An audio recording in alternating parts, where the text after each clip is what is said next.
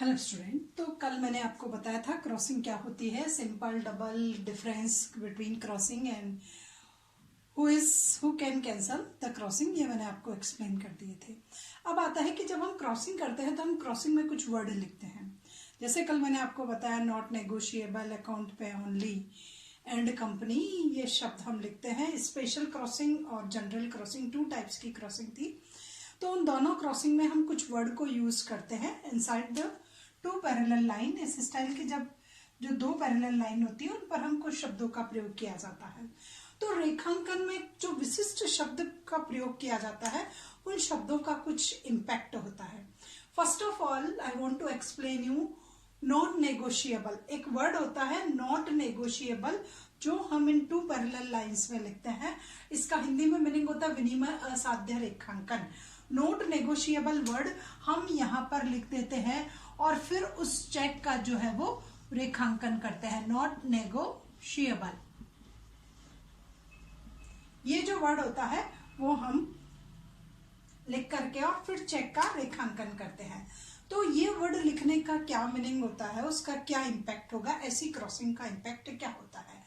तो वही according to note वो आपका जो है नेगोशिएबल इंस्ट्रूमेंट एक्ट, विनिमय साध्य विलेख अधिनियम की धारा 130 के अनुसार कि जब हम 2 पैरेलल लाइन के बीच में रेखांकन चेक में ये शब्द लिख देते हैं नॉट नेगोशिएबल, 2 तिरछी रेखाओं के बीच में जब नॉट नेगोशिएबल शब्द लिख दिया जाता है तो ऐसे चेक को प्राप्त करने वाला व्यक्ति, जो भी पर्टिकुलर पर्सन उस चेक को प्राप्त कर रहा है, तो इस चेक को प्राप्त करने वाले व्यक्ति को उस व्यक्ति से जिसने इससे चेक प्राप्त किया है उसके स्वामित्व से अच्छा स्वामित्व प्राप्त नहीं होगा।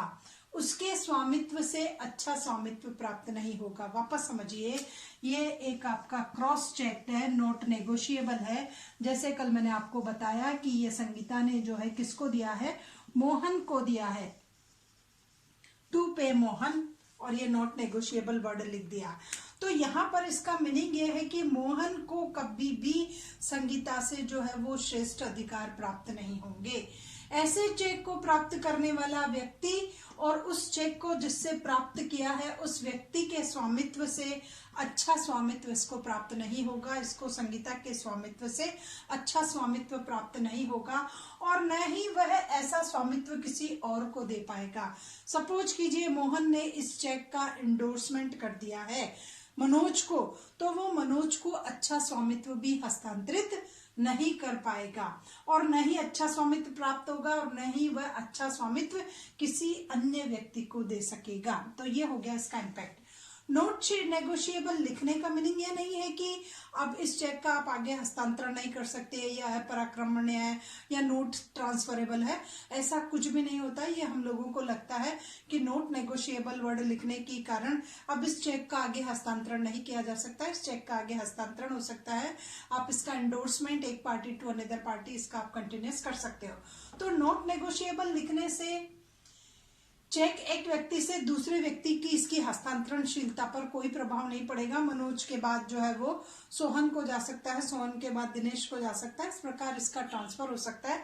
नोट नेगोशिएबल वर्ड ट्रांसफर पर किसी प्रकार का कोई भी कंट्रोल नहीं लगा सकता।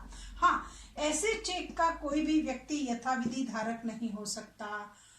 ऐसे चेक का कोई भी व्यक्ति जो है वो यथाविधि धारक नहीं हो सकता। होल्डर हो सकता है but holder in due course जो है वो नहीं हो सकता है। यथाविधि धारक इस चेक का कोई भी व्यक्ति नहीं बन सकता है। अतः वह किसी से दूषित अधिकार वाले चेक का भुगतान अगर प्राप्त भी कर ले तो भी उसको ये वास्तविक राशि उसके अधिकारी से वापस इससे वसूल कर सकता है। अब वापस इस लाइन को देखिए, यहाँ तक हो गया कि इसके ट्रांसफर पर कोई इफेक्ट नहीं पड़ेगा। अतः यदि वह ऐसे दूषित चेक वाले चेक का भुगतान प्राप्त कर लेता, मोहन ने दूषित चेक का भुगतान प्राप्त कर लिया, तो भी वह इस राशि को, जो इसका वास्तविक स्वामी है, वो इस राशि को वापस वसूल कर सकता है। जो भी इसका वास्तविक स्वामी है वो इस राशि को वापस वसूल कर सकता है। अतः ऐसे चेक को प्राप्त करते समय थोड़ा सा ध्यान रखना चाहिए कि हमने ऐसा चेक लिया। अब सपोज कीजिए कि मैंने ये चेक मोहन को लिखा, मोहन को मैंने चेक दे दिया, मोहन के घर से ये चेक जो है वो मदन चुरा करके ले जाता है। मदन फिर मनोज को इसको इंडोर्समेंट कर देता है। तो यहाँ पर ना तो मदन को अच्छा स्वामित्व प्राप्त था, न मनोज को अच्छा स्वामित्व प्राप्त है, न मोहन को अच्छा स्वामित्व प्राप्त होगा। तीनों के अधिकार दूषित होंगे क्योंकि मैंने इनको दूषित अधिकार ही दिए हैं।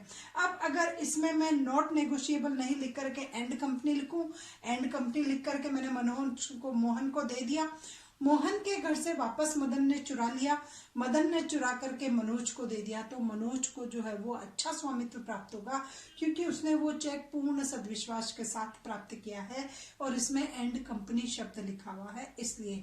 तो नॉट नेगोशिएबल वर्ड वाले चेक को एक्सेप्ट करते समय थोड़ी सी सावधानी रखनी चाहिए। ये इस वर्ड का जो है वो इम्पैक्ट होता है कि इसमें जो है वो राइट आपको ओनरशिप गई नहीं, आपको जो है डिफेक्टिव ओनरशिप गई है तो आप डिफेक्टिव ओनरशिप का ही ट्रांसफर करोगे अगर नॉट नेगोशिएबल वर्ड लिखा हुआ है, बाकी उसकी हस्तांतरणशीलता पर कोई प्रभाव नहीं पड़ेगा। अब दूसरा वर्ड हम लिख देते हैं अकाउंट पे ओनली।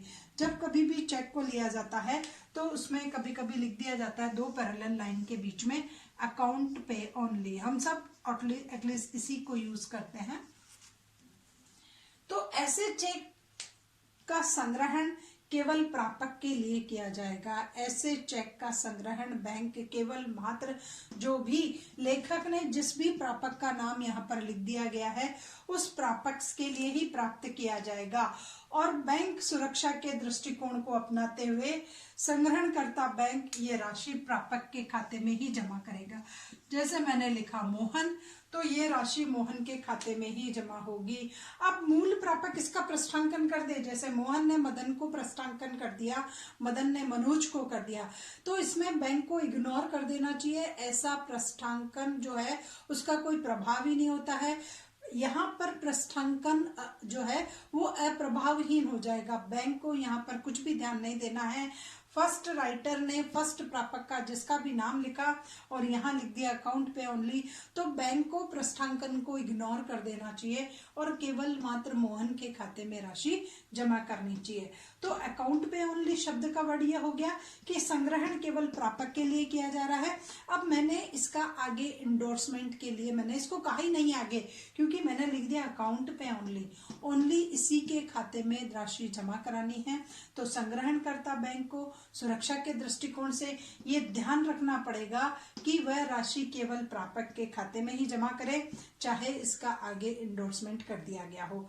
अब इसमें सर जॉन पेजेट ने बहुत कुछ कहा है कि क्या करना चाहिए क्या नहीं। सर जॉन पेजेट जो है वो कुछ लिख रहे थे कि अगर प्रस्थांकन कर दे तो फिर प्रस्थांकित का क्या होगा, उसने बेचारे ने ये चेक लिया तो उसका क्या दोष है। लेकिन लास्ट में जाकर के उन्होंने इस बात को एक्सेप्ट कर लिया कि एटलीस्ट बैंक कंफ्यूजन होता है, बैंक को कुछ पता नहीं होता है कि किसके खाते में जमा करना है। तो बैंक की बुद्धिमत्ता इसी में है कि अपने को सेफ कॉर्नर में रखने के लिए बैंक को केवल मात्र इसके खाते में जमा कर दो, इससे फिर आगे की पार्टीज अपने आप पैसा लेती रहेगी। तो ये था 2 शब्दों का मीनिंग। नॉट नेगोशिएबल का अर्थ क्या होता है एंड अकाउंट पे ओनली शब्द का क्या मीनिंग होता है। हम लोग सभी चेक लेते हैं, तो चेक लेते समय इन शब्दों की ओर ध्यान देना ज्यादा जरूरी है।